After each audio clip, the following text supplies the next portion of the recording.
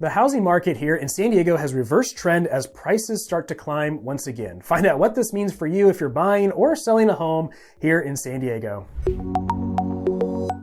Hey everyone, so we're seeing home prices actually start to rise again after months of declining prices here in San Diego. Now, inventory levels are falling even as we head into spring, which we normally see increasing inventory, which is giving buyers fewer options to purchase and keeping home prices up despite interest rates starting to climb once again. Now, inflation fell last month but came in higher than expected, and the Fed didn't like that, so they're indicating that they're going to continue to hike interest rates. But home buyers are starting to realize that this is the new normal, and that pent-up demand that we're seeing from millennial buyers seems to be keeping home sale activity stronger than we'd expect with high interest rates. So if you are planning to sell a home, we're covering at the end of the video exactly what you need to do to get your home sold in today's market. And real quick, my name is Curtis Chism with the Chism Team, brokered by eXp Realty. And if you are looking to make a move, just give me a call, text, or email, and let's chat. All right, let's real quick take a look at what is happening nationally that's actually driving the San Diego housing market here locally. So inflation did fall again this past month to 6.4%, but came in higher than expectations, so that didn't help interest rates. Mortgage rates, which really are tied to inflation, climbed from a recent low in January of 6.2% back to 7.2% and then fell to 6.9%. So the Fed is indicating that they'll continue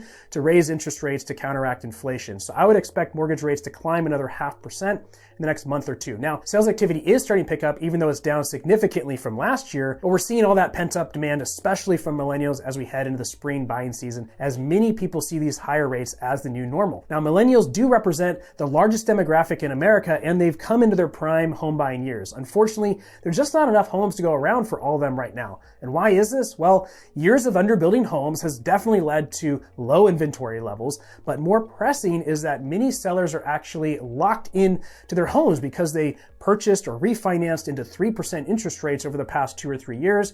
And if they move now, they're signing up for 7% interest rates and much higher monthly payments than what they're paying now. This is causing the amount of homes available to remain flat and even declining. So more demand from millennials and less supply for boomers is causing prices to stabilize actually. Now, housing prices did rise this last month to $900,000. That was up from $849,000 or 6% from last month. So overall, the market is flat year over year. Last year prices at this time were $910,000. Now, condos also rose this past month, going to $616,000, up from $590,000 and up 4.4%. Inventory levels are down by 300 homes, and homes are taking longer to sell, on average 43 days on the market. Now, this does show us that on average homes are taking twice as long to sell as they were a year ago. But even though homes are taking longer to sell, the time that it takes to sell a home is starting to level out. Now, this is what the data is telling us, but the data does lag behind reality on the ground. What I'm starting to see is buyer demand for homes is starting to heat up. If a home is priced well in a desirable area, it's still moving in 1 to 2 weeks, but many other homes are taking much longer to sell. Now, the last number that I do like to look at is the final sales to list price, and this tells us how much above or below the list price for homes sold on average. So homes sold on average for 97.5% of list price, which means on average, homes had to drop their price by 2.5% in order to get sold. Now, 98% is considered a balanced market. Below 98% indicates a buyer's market, and above is a seller's market. The past few months, we were actually down around 95.5%, and we saw an uptick in sales price by 2% of the final sales price. So we're seeing, again, a trend back towards a balanced market, again, shifting into a seller's market right now. So what does that mean for you if you're thinking about buying a home? Well, if you're thinking about buying, the amount of negotiation power really comes down to each home that you're looking at. Depending on how a home is positioned, meaning price, home improvements, and marketed, will depend on how much buyer interest there is on the home. Now, if there is a lot of interest, then you're just not going to have as much negotiation power to extract credits and price reductions. Now, if a home is overpriced, then there will be less interest and you'll have more power. This is why you got to contact me to help you buy a home so we can analyze each home that you're interested in and find out what offer strategy to use on that home.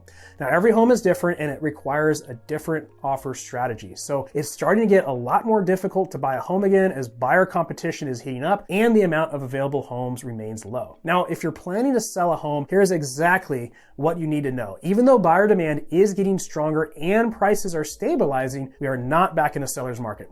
Best case is we are in a balanced market, meaning it's more important than ever that you contact me so we can figure out exactly how to position your home to achieve your goals with selling the home. Now, we want to make sure that we're pricing the home effectively to create a lot of interest and engagement on the home to drive a bidding effect on the home. This will drive multiple offers, giving you leverage to get the price and the terms that you want. Also be aware that even with multiple offers, you may still need to be prepared to give some closing cost credits to help buyers with interest rate buy downs so that they can afford the home. Now, if you are wanting to get an idea of what your home may sell for and what it should be priced at, contact me and I'll run a no obligation home value for you. Well, that's a complete overview of the housing market here in San Diego. Leave a comment below or email me back and let me know what you thought, and I'll see you on the next video.